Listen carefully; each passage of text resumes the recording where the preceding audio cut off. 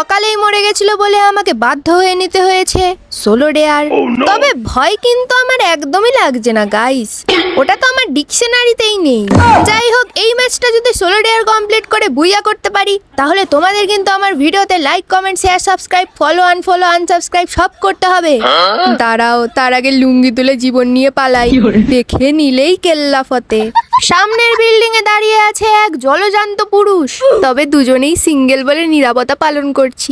Zone এসে আমাদের পশ্চাৎ দেশে লাথি মারলে বাধ্যতামূলক দুজনকে মারপিট করতে নামতে হয়, আর বেচারাটা আমার হাতে খুন হয়ে যায়।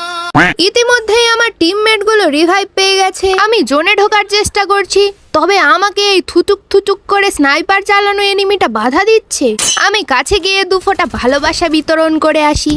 আর বেঁচে আছে মাত্র একটা এনিমি, যার টাকলাটা আমি এইচডি কোয়ালিটিতে দেখতে পাচ্ছি, কিন্তু চুমু বসাতে পারছি না।